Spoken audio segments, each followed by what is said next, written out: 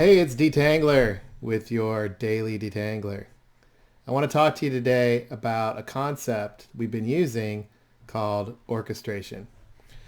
So I was getting in the swing of doing these detanglers, and Catalyst called me up and said, "You know what you should do? I've got a brilliant idea. You should use the orb."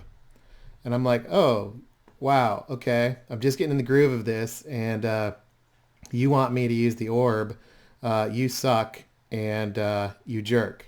That was what I was like. Oh man, use this thing and just do this. So when you first look at this, what do you see? What are you focused on? Some of us are going to be focused on the nodes around the outside. Some are going to be focused on the little dots on the inside. Did you notice the dotted lines cutting across? What are those for? What about these gray things? What do they do? Let's break this apart. Well, before we do that, and before we start thinking through all of the various concepts here, or maybe just discounting this because it's conceptual and we don't get it, let's talk about orchestration. This is a visual representation of orchestration. What's orchestration? Well, to do that, let's talk about what's working on the team. There are three things that are working when it comes to figuring out orchestration. First is the thinking outside in, embracing the outside in nature of what we're doing. The second is focusing on what's happening between and among us. And the third is focusing on developing a skill set to synthesize. These things are already happening. You may not realize it, but they are. So let's talk about each one in the concept of orchestration, because you actually are further along than you probably think. Take a look at this picture. What do you see? Analyze it from left to right. That's probably what you're doing. You see the guy, he's getting angry, and he's yelling at the girl. Now analyze it from right to left. Start on the right. Very few people would have done that, but start on the right and work left. You see a happy young lady, she's yelling, and then the guy gets happy. What's up with that? What's up with the fact that these emotions are happening on a continuum from left to right and also right to left? Now focus on the two pictures in the middle. They're yelling at each other. In isolation, people tend to be good to go with how they think individually. When perspectives come together, there are going to be challenges. That's human nature. But how do we flip this to be the exact opposite? What would that look like? Well, let's take a look. Let's put our aggravated folks on the outside. What this could represent is, oh my goodness, I'm not engaged with other people. I'm so frustrated, I'm alone. When you think about that and you think about the continuum, look at how happy they are in the middle. Now, this might seem like a pipe dream, but what's happening in the middle? And is it a pipe dream? I know in the world of COVID and in the challenges that people have in working, that this may seem far off, but there's a way to do it by focusing on outside in, putting ourselves in other people's shoes, relating to them in their perspective, and thinking about a mental picture of what would it take to work together to bring together the right type of approach and the right type of thinking so we can build off of each other. We have what we know. They have what they know. Maybe this orb can help us figure that out. More to come. The second thing that's working on the team is focusing on what's happening between us and among us. I'm going to use the concept of producing something, production, the idea of knowledge work. We're all engaged in producing something of value for each other and our customers.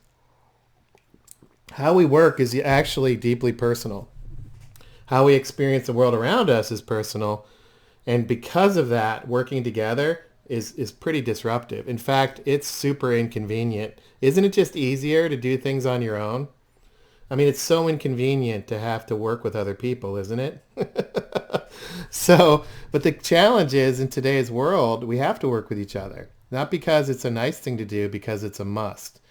The reason why it's a must is because the type of challenges that we're all facing require multiple perspectives. They require the blended process. They require blended information.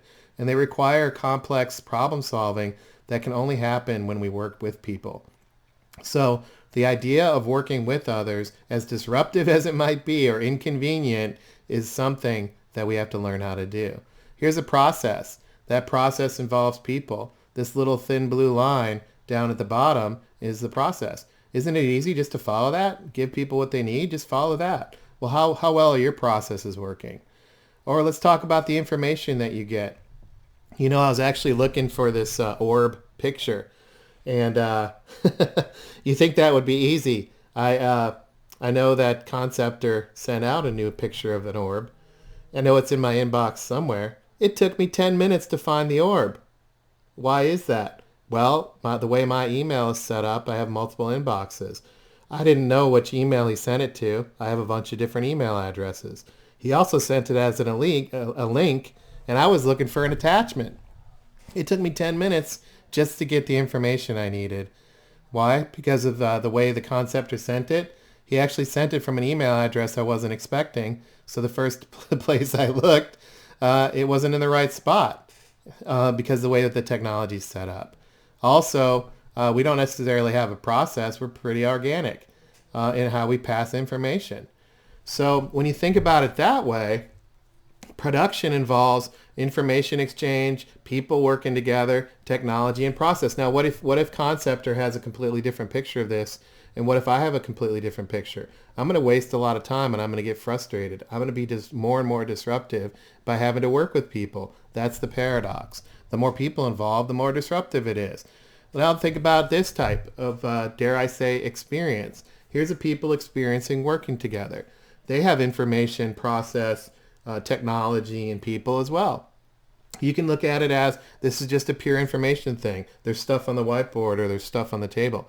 You could look at it as just a people thing. Look at these people and how happy they are. We should have a happy workplace.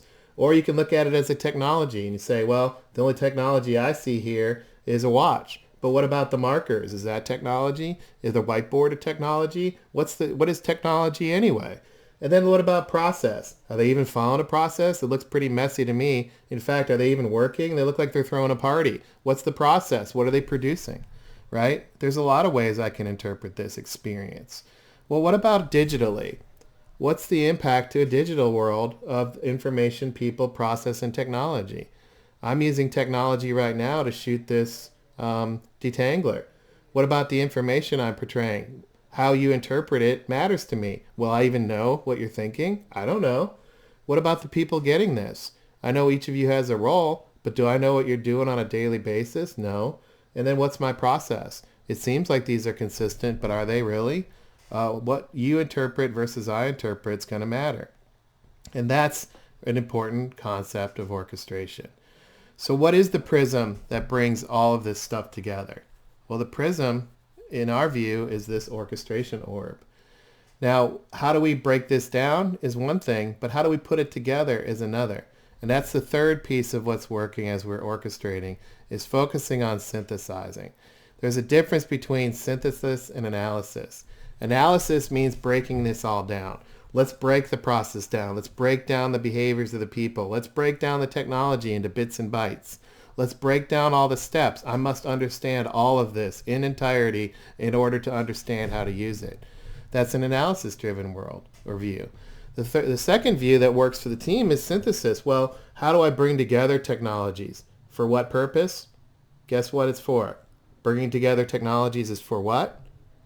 It's for what?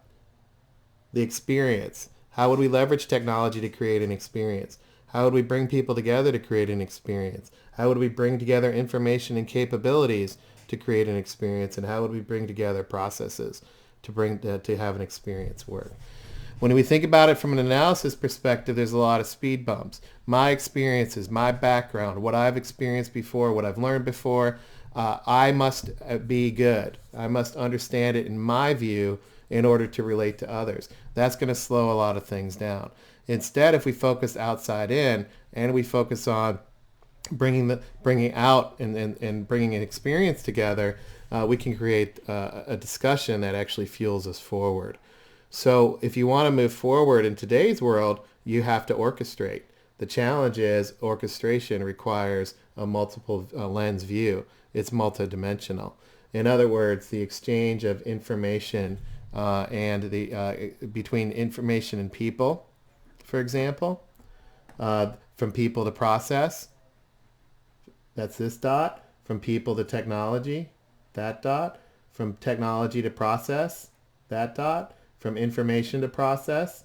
These are all happening, and they're happening in two different ways.